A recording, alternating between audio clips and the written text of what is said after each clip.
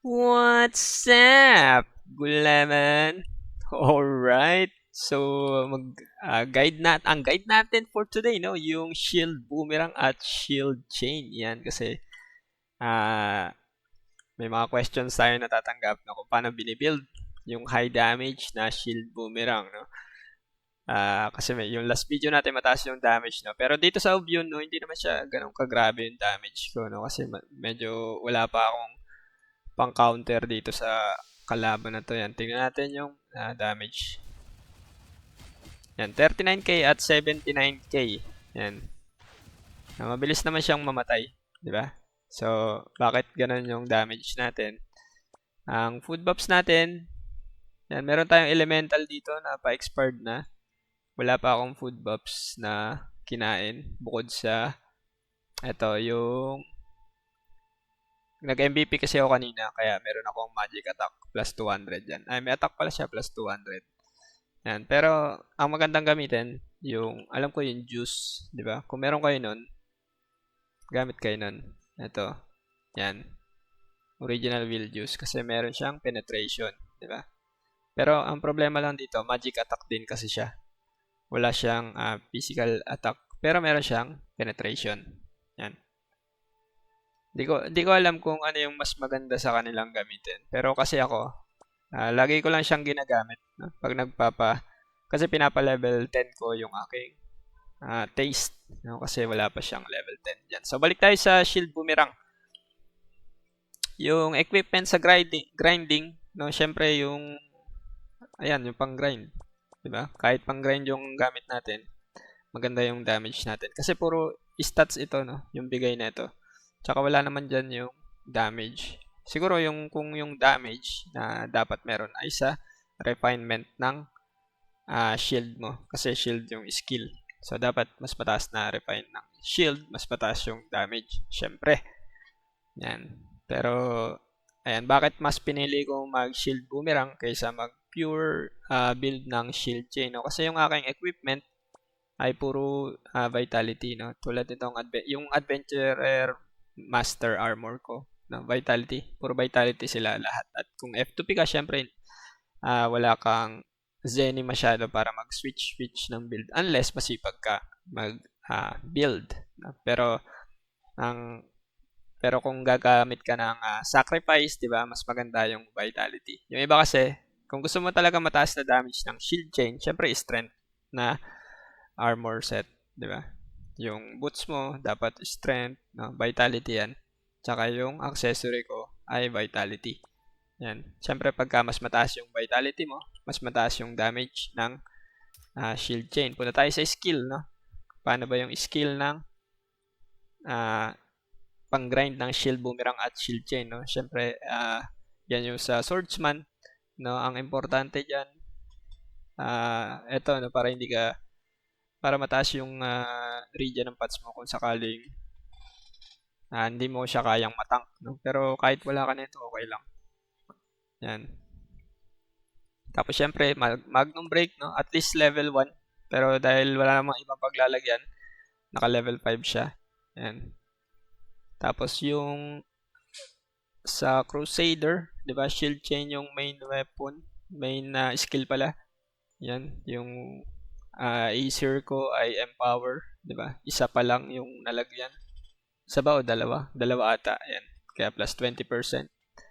Tapos yung Spear Mastery ko dito ay level 12 na. No? Siya yung pinaka-last na ina-upgrade ko dahil max level, nalagay ko na yung 10 points dito. Dito 10 points sa Shield Boomerang. Yung iba dito wala namang kwenta. No? Pwede ka rin maglagay ng Retribution kung yung kalaban mo ay neutral or holy. No? Pero kung tulad dito sa Obion, water, kaya hindi siya importante. Yan. Tapos, syempre, ang stats, no? Ito, importante, yung stats ng Shield Boomerang at Shield Chain. Yan. Ang pinaka-importante, yung Vitality. Dapat mataas yan. Kasi yan, dyan ang gagaling yung damage ng Shield Boomerang. Yan. Yan yung may pinakamalaking bigay sa Shield Boomerang. Tapos, yung Strength, no? Tsaka Dex. Yan. Yung Dex, kahit kahit nga 0 pwede, no? Kaya lang ako may 27 dyan para yung cast time ng shield chain wala, 'di ba? Kasi pagka 0 yan, may cast time. Pero kung meron kang priest, 'di ba? Lagi kahit 0 yan, yung cast time ng shield chain mo wala na. Yan. Tapos sa shield boomerang naman, 'di ba? Kung di nyo alam, no, sa shield boomerang, punta tayo sa skill, no. Sa shield boomerang kasi ang multiplier niya, yung vitality number 1, tapos yung kasunod niyan, yung dex, luck, tapos attack, refine attack. So ano yung pinakamagandang ano yung pinakamagandang multiplier, no? Unang-una syempre yung vitality, no? Kasi mataas yung bigay niyan. Yung pangalawa, hindi dex at luck, no? Ang sunod na maganda yung attack at refine attack. So saan mo kukunin yan? Sa strength syempre. Kaya yung stats natin sa shield boomerang ay mas maganda kung strength. Unless gagamitin mo siya sa PvP, syempre lahat ng stats mo ilalagay mo na sa dex, no? Para hindi ka nagmi-miss sa PvP. Pero usapang PvE, 'di ba? Strength mo na ilagay. Yan. Kasi yung Obion naman, mababa yung kanyang hit rate, flea rate. Kaya yung kung meron kang hit rate na saan ba yung stats? Kung meron kang hit rate na yan, 271. No? Sobra-sobra na nga yan kasi alam ko nasa 160 lang yung flea rate, no? Check natin yung flea rate ng Obion. Red tail Obion. Yan, ito. Yung red tail Obion ay meron lamang siyang flea rate na 192, 'di ba? Madaling kayang-kayang abutin. Yan. Tapos syempre yung HP niya ay 387k. Yan. At kung gagamit tayo ng mga food buffs at equipment at cards, 'di ba? Lahat tayo merong flora card, no? So kung meron kayo niyan, equip nyo, 'di ba? Equip nyo yan. Baka di nyo alam kung meron kayo niyan o wala. 'Di ba? Libre yan, nakukuha yan sa instance. Tapos syempre strength meal, gamit tayo niyan at saka yung vitality. May vitality pa ba ako? Yan, dalawa lang, no? Vitality at saka yung strength. Tapos yung converter. Saan yung converter? Yan, wind, syempre. Yan. So, pag ginamit mo yung mga food buffs na yan, 'di ba? Yung damage mo sa red tail Obion ay ilan na? Yan, 56k na at 118k, 'di ba? Oh, mabilis mo na siyang mapapatay. 'Di ba? Kung may party ka pa, 'di ba? Kayang-kaya. Mabilis makapag-grind. Ang problema lang dito sa Obion, yung niya, yung debuff, 'di ba? Meron siyang course na na binibigay hindi makatake. Minto. Yan. So, yun lang, no? Ganun lang magpataas ng damage ng ang tawag dito, shield boomerang at shield chain. Yan. Punta naman tayo sa Aesir. Yan. Sa Aesir, syempre, kung makikita nyo yung reset ko, para makita nyo. Yan. Yung nilalagyan ko dito, syempre, yung shield boomerang. Yan. Shield boomerang empower. Diba? Unahin natin to. Ito yung pinakamalapit. Yan. Tapos yung ayan, yung tatlo dito sa taas. Nasa gitna, unahin nyo. Tapos ito. Tapos yan. So, ilan na? 4. Ang panglima, ito. Yan. Dahil 47k pa lang yung aking total contribution, no? Hindi ko pa malalagyan itong tatlo dito sa baba. So, ang gagawin ko, ilalagay ko muna siya sa shield chain. Shield chain empower. Saan na yun? Hindi ko makita Matanda na ako. Yan, shield chain empower. So, sa shield chain empower, dalawa yung malalagyan ko dito. Isa dito, tapos yung ito ata yun. Yan. Ito, alam ko hindi ko siya malalagyan. Diba? Pag activate ko, hindi pa siya malalagyan. So, saan ko siya ilalagay? Parang dito na lang ata. Sa shield chain range. Yan, pwede pa siya. Diba? Para may range yung ating para match yung range ng shield boomerang at shield chain. Yan. Tapos, wala na, no? Sa na lang, shield boomerang na lang yung iba. Yung tira. May tira pang 8,000 kasi. Yan, punta tayo dito. Pilitin natin tong lagyan. Yan. Yan, tapos yung 400, bahala na yan. Sa susunod na yan. Yan, so ganun lang, no? Yung ating AC, madali lang naman. Yan, 118, tapos, lapit ka. 56, diba? Patay ka agad. Mabilis na magpa-level, di ba? Ang sinasabi kasi nila, bakit shield boomerang? Matagal yan magpa-level. Mabilis naman, di ba? Depende na lang sa gagamit, di ba? Pero sabi ko nga, kung yung gears na pinili mo ay strength, yung adventurer mo, di ba? Ka na lang, shield chain, di ba? Kasi kaya naman tayo naka-vitality na adventurer kasi magagamit to sa sacrifice build. Yan, di ba? Tsaka yung sa Grand Cross ko, tanking, di ba?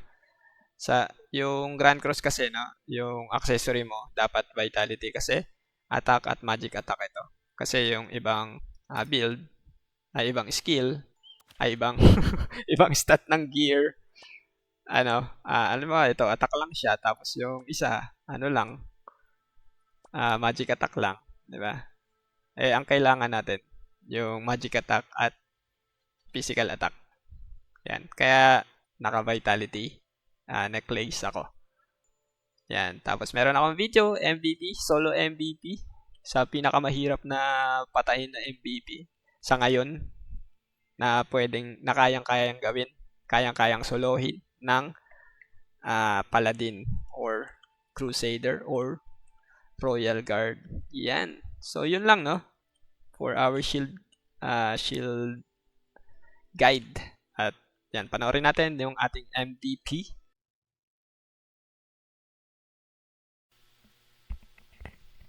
Yun, ito yung MVP natin kay Detardeus ba to? Ewan ko anong pangalan niya. Siyempre, food buffs tayo. Ito yung ginagamit pang MVP. Hindi ko alam kung maganda ba yan, pero yan yung ginagamit ko. Konti lang din naman yung difference nila kung nagkamali man ako sa food buffs na to. Yan. So, ang gamit ko dito ay syempre, nag-start ako ng shield boomerang na naka long horn para sa holy stats. Yan. Tapos strength mill, food buffs. Hindi na kailangan ng vitality. Meron tayong damage ng 147k sa shield boomerang. Tapos 71k sa shield chain.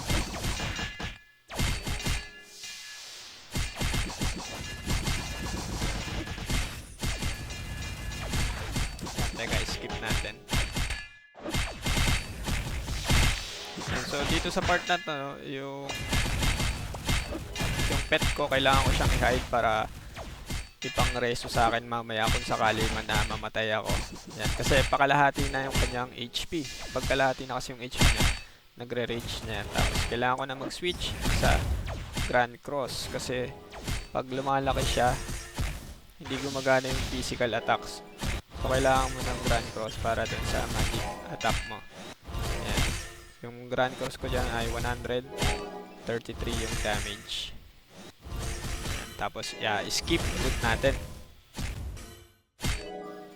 Yan, dahil pag malapit ng kumalahati yung kanyang HP, dapat naka-ready na ulit yung iyong Emir's Book, no? Para mag-change ng build para sa physical naman. Yan, lumit na siya. Pag lumit kasi siya, yung physical attacks mo naman, yung magic attack mo naman yung hindi gagana. So, kailangan mong gumamit ng shield boomerang para sa physical attack. At saka marami siyang mga AoE, no? So, kaya kailangan long range yung iyong skill dito.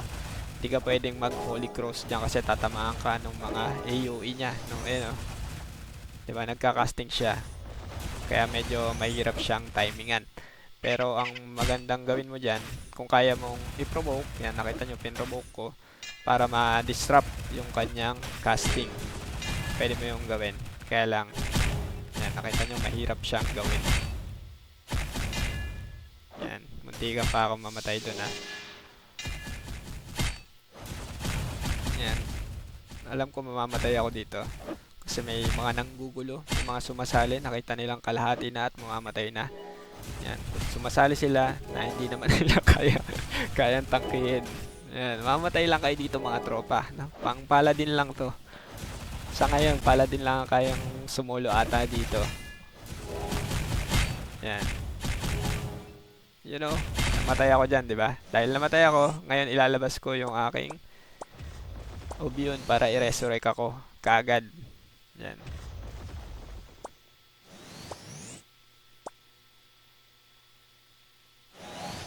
Yan, para may pang round 2 tayo, di ba?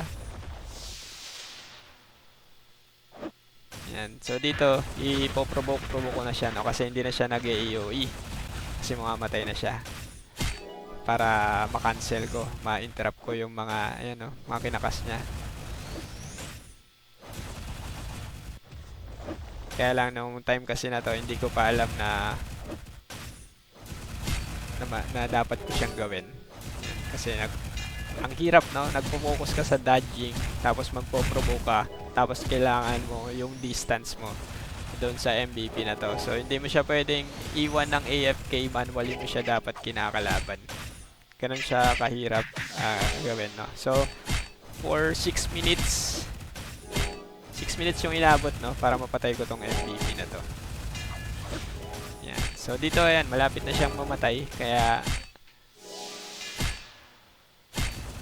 hindi na siya masyadong nag-i-skill, no? Tapos pagka nag-Heaven's Drive siya, pinoprovoke ko na lang. Yan. So, ganun lang, no? Ganun lang kadali na mahirap patayin itong MVP na to. At kung tatanungin nyo kung bakit ito yung hinand ko, walang pumapatay kasi dito. At saka nandito kasi yung equipment na kailangan ko para sa third job. Yan, kasi mag-overbrand build nga ako, tulad ng sinabi ko. Kaya siya yung pinapatay ko lagi na MVP.